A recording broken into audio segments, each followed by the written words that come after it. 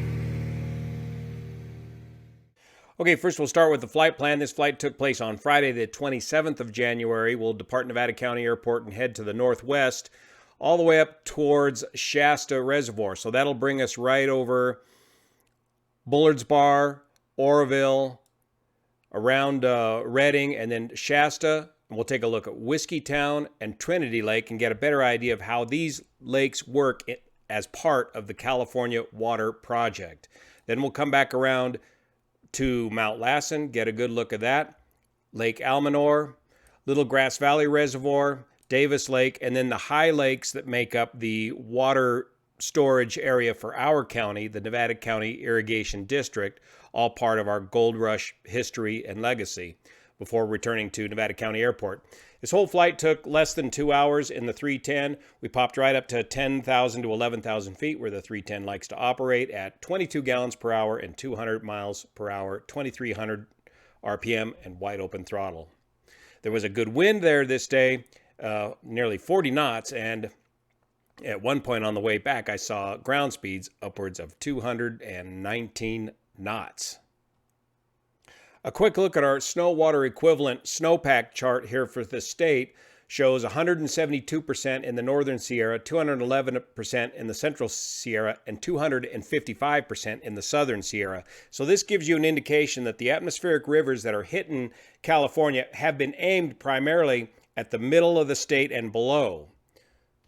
Remember the snow water equivalent from the last video. Reminder to check your notification setting to all, because these videos do tend to stack up on one another, is the amount of water content that is in the snow, that's measured in the snow by snow surveyors. Before we blast off, I want to give a special thanks to Don Wolf and the judge here. And there's Pete, reluctant Pete in the back of the Husky there.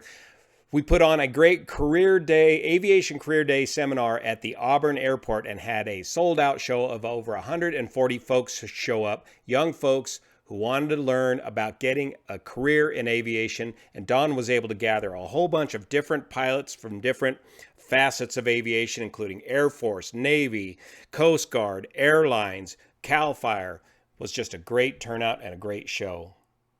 Look at that. And fuel prices are coming down, $5.30 a gallon. Wow, $5.30. That's got to be the cheapest gas around. It is, other than McClellan.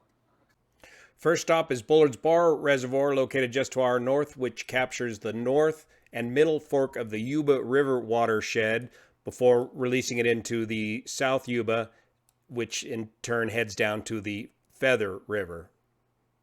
Here's what it looked like on Friday. About 80% of capacity right now, which is just right about at the top of the conservancy level where they want to keep the reservoir at this time of the year to allow it to top off with the runoff from the snow this year. And hopefully we've got enough snow this year to top off Bullard's Bar. It'll be interesting to see if that happens. Next up is Oroville Reservoir, the next watershed to the north, which of course captures all three forks of the Feather River. And here's what Oroville Reservoir looks like as of last Friday. 64% of capacity, 111% of its historical average to date. But this reservoir has come up a remarkable 150 feet in elevation since the start of this rain year. Is there going to be enough snow to top this reservoir off at this time? I don't think there is. The interesting thing about Oroville now is that it's just beginning to approach the spillway located right up here, the bottom of the main spillway. That was Feather Falls right in there. You can just see the water's going to top over this road and be able to enter the main spillway. There it is. There's a good view of it. So there's the earth dam of Oroville, the main spillway, and the emergency spillway. And as part of the long-range plan, as we've discussed before, for Oroville, they will do a similar plan to what they've done at Folsom, and they will design and build a second spillway with a lower spillway elevation so that they can control the level of the water at Oroville. They'll have greater control over the water level at Oroville, and they'll have greater redundancy besides just this one spillway here. You know, there's 4 ways to get water out of Oroville. There's this main spillway here. There's the emergency spillway, only to be used in the event of an emergency when the water tops over 900 feet. There's the Hyatt power plant here at the base of the dam, and of course there is the river outlet valve system at the very, very bottom of the dam from the original tunnels that were used, the train tunnels that were used to build the dam that helped prevent a dead pool of water in Oroville. So 4 ways right now to get water out of Oroville. But right now they can't even get it up high enough to get to the the main spillway. So we want to get this reservoir up to its conservancy level, maintain that conservancy level, and that conservancy level will go up throughout the rain season here as we approach the end of the rain season, and hopefully top off right close to 900 feet. We'll see. Here's what that Oroville reservoir level looks like right now at 800 feet. Started way down here in the green line, 658 feet. And has a long way to go still yet to get up to 900 feet. Of course, that's elevation versus water capacity. And as you rise in elevation, the funnel gets bigger. It takes a lot more water to get those last couple of feet of elevation in the reservoir. Looking off in the distance over Oroville, you can see the Sutter Buttes, the flooded rice fields and farm fields of Sacramento, and the water bypass, which we talked about in the previous videos, helping to recharge the groundwater in the Sacramento Valley. Here's an interesting view of the North Fork of the Feather River, where the campfire, the devastating campfire that wiped out the town of Paradise and Concow, just off to our left here. This fire started somewhere right about where this propeller blade is. Of course, it's the camera that bends those propeller blades.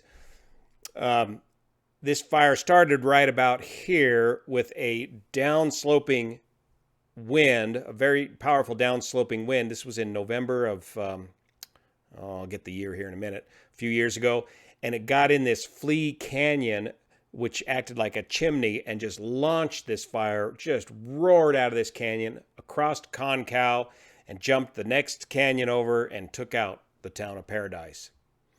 Since the campfire, the Paradise fire, another fire started here just a year or two ago, right in here, and headed up the canyon all summer long and became the Dixie complex of over 1 million acres. And it burned as far as the eye can see in this picture. And when we come back around, we'll be able to see some of the huge devastation of that campfire. In fact, it turned around and headed all the way up here to Mount Lassen, just as far as you can see. Correction, Dixie Fire. That's the one that headed all the way up to Mount Lassen and all the way over to the Nevada desert. Both of these fires were started by contact with PG&E power lines here inside the North Fork Canyon. This North Fork Feather River Canyon is one of the oldest runs of PG&E power, hydropower in Northern California. And this older infrastructure was the cause of two of the biggest fires in California history. And here's where we're talking about on the map, North Fork Feather River along Highway 70. Here's that Flea Canyon topography that got the campfire going so good. And there is a lot of wind in this North Fork Feather River Canyon. Here on the fire history map, that Dixie Fire was 2021, nearly 1 million acres, went all the way around Lake Almanor and up to Lassen.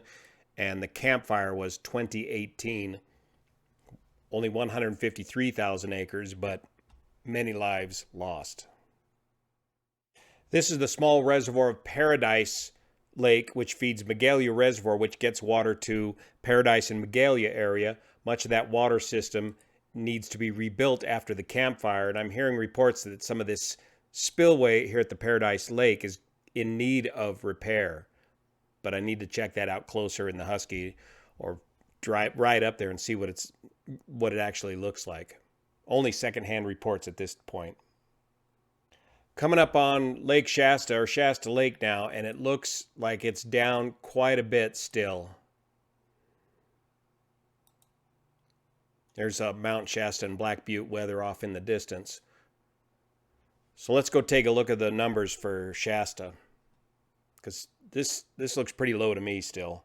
Remember, that rain has been hitting the central part of the state and less so on this northern part of the state. Yeah, so if Shasta looks low, it is. It's only 56% of its total capacity and only 87% of its historical average to date. Shasta Reservoir is another keystone reservoir in the California State Water Project, much like Oroville. It captures the Sacramento River runoff, all of this water basin south of Shasta, which includes the McCloud River here on this branch and the Pitt River on this branch, which takes you all the way up towards Fall River Mills and beyond. Shasta also works with Trinity Lake and Whiskeytown Lake to bring water off of the Trinity River system, which would normally flow straight out to the ocean, and capture some of that water as well. And all that was designed back in the 1930s to get water in the California Water Project and move water all the way from way up here in Northern California near the Oregon border all the way to the Southern California. So here's how this part of the California Water Project works between Trinity and Whiskeytown and Shasta. Trinity Reservoir, located on the Trinity River, is dammed up here at the Trinity Dam and Powerhouse. Then there's a second dam at Lewiston Dam and Powerhouse. There's a neat little Lewiston Reservoir right in between, which is one of the best trout fisheries, top secret locations in Northern California, because that's an intermediate dam and reservoir. It remains full at all times. That water is then piped through a tunnel, through the Clear Creek Tunnel, down into the Whiskeytown Reservoir, where that water's run through the Judge Francis Carr Power Plant at the top of Whiskeytown Reservoir. Whiskeytown Reservoir is also an intermediate reservoir, so that reservoir tends to stay full. And then that water is then diverted through this tunnel to the Spring Creek Power Plant and dumped in the Sacramento River just downstream from Shasta Dam, but before the Keswick Dam. That's just north of Redding, and then that water flows on down the Sacramento River. So the Trinity Reservoir has the dual purpose of providing water for the Trinity River, which runs basically straight to the ocean and has some of the historically great steelhead runs and salmon runs over the years. So they've and also or be diverted into the California Water Project via this system of tunnels and reservoirs. So Trinity Reservoir has this dual mandate of collecting water for the water project, but also maintaining the health and quality of the Trinity River. And here's a picture when they first started diverting water in the 1960s, but it was planned as early as 1931. So let's continue our tour up Shasta towards the dam and take a look at what Trinity Lake and Whiskeytown Lake looks like currently. This is looking towards the west. There's the dam at Shasta Lake. Keswick Dam is located further downstream. There you begin to see Whiskeytown Lake in the distance here. There's a closer look at the Shasta Dam, a concrete dam whose spillway is located right in the middle of the dam. Looking back up towards Mount Shasta.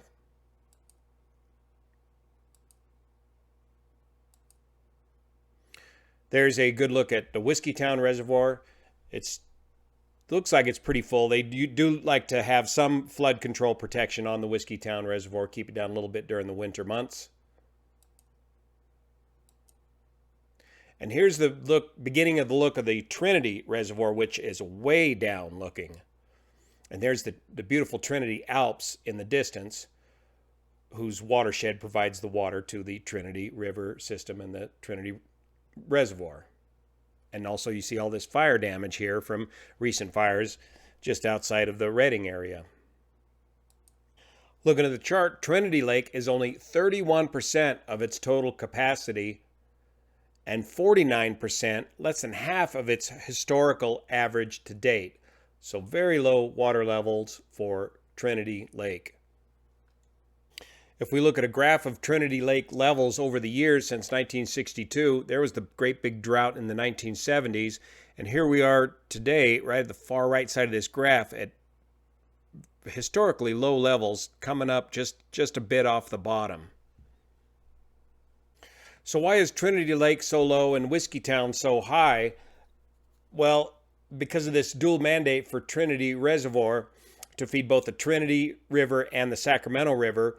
Whiskeytown Reservoir is primarily there in between the two for water temperature control into the Sacramento River. By keeping the Whiskeytown Reservoir full, they've got that good reservoir of cold water at the very bottom of that reservoir. They can inject that cold water into the Sacramento River just here at the Keswick Dam and help keep the Sacramento River water temperature cooler. But they've got the dual mandate of keeping the fish happy on the Trinity River as well. So, and these are environmental mandates that are law, and they have no choice but to make the mandatory releases from the Trinity Reservoir to maintain these minimum flows along these waterways. And that explains why the Trinity Lake level can be drawn down so low during periods of drought. So now we'll turn around and start heading over towards Mount Lassen. A couple last looks at Trinity Lake. There's a nice little airport Trinity Center located up there. And we'll turn around and start heading back from Mount Lassen. I've been bucking that big old headwind. I've been barely getting 140 knots ground speed. Now we're turning around and getting, there's 202 knots, 203 knots. There we go, 216 knots in Harvey, the 310. Coming up on Mount Lassen, getting a good view of the snowpack in this part of the Sierra.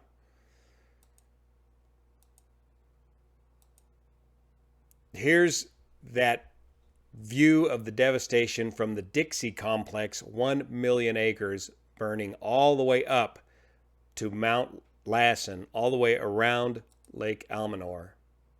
There you see the end of it, right up in here in the Lassen National Park.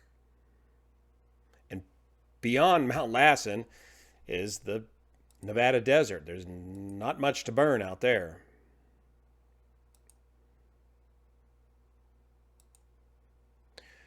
Up next, Lake Almanor near Chester, California.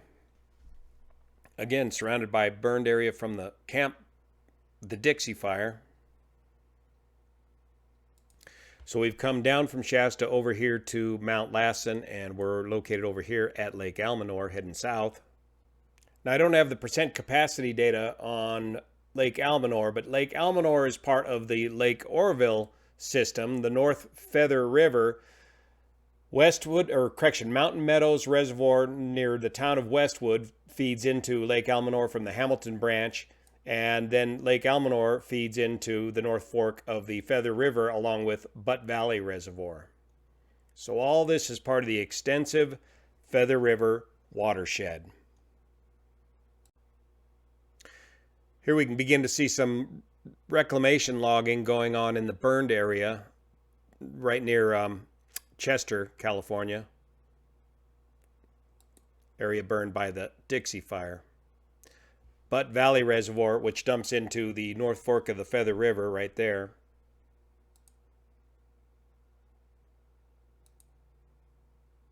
Little Grass Valley Reservoir, part of the Feather River water system. Now coming into our neck of the woods. Well, first we got the Sierra Valley, which this eastern Sierra Nevada mountains have gotten a lot of snow this year, and it looks like the next ice age back here in the Sierra Valley, all the way down to the east side of the Sierras towards Mono Lake. Just a ton of snow and cold, cold weather. Now we're approaching the Sierra Buttes and the Nevada Irrigation District series of reservoirs, which were created during the gold rush here for Nevada County, which provides us ample water even in times of drought. There's Lake Davis. There's a closer look at the Sierra Buttes. This is on the North Fork of the Yuba River above Sierra City. Jackson Meadows Reservoir, which is still down quite a bit. Bowman Lake, which feeds eventually into the Yuba River system. And then a series of lakes up here, Sawmill, Fauchery, all feed into Bowman Lake, which eventually feeds into the Yuba watershed. And down towards here, there's Scotts Flat and Banner Mountain and back towards home. So all of this water was, well, there's an extensive canal system built up here that was designed and built for the gold rush for hydraulic mining downstream of these reservoirs. And it's this canal system that we still use today for our local Nevada Irrigation District. And it's from these reservoirs that were created in the Sierra that we always have plenty of water here in Nevada County. There's Spalding Reservoir, which is down a little bit right alongside Interstate 80. Here's a sketch of the 1800s water canal conveyance system created here in Nevada County to feed the hydraulic mines downstream. Here's the reservoirs we were just flying over. Jackson Meadows, which at the time was called English Reservoir, up above there, Bowman Lake, French, and Fauchery, and the Yuba River system. And then they brought this water out of these watersheds and dug these ditches, canals, and probably made more money creating these different water canal systems than they did during the actual mining of gold. To feed the extensive hydraulic mining that took place here in Malakoff diggings in the French Corral area.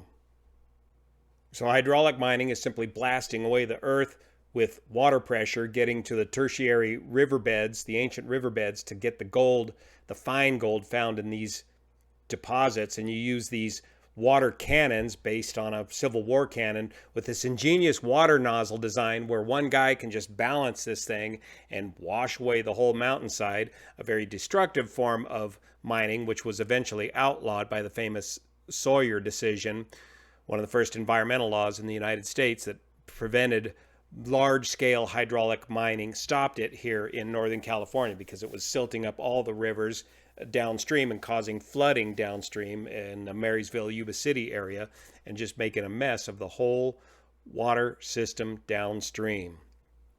Only small-scale operations, hydraulic mining operations, were allowed to continue, and there's no more of this that I know of going on today here in California.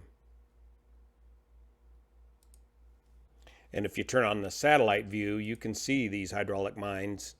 Here we are, North Columbia. Huge hydraulic mining operation. Just washed these mountains right down.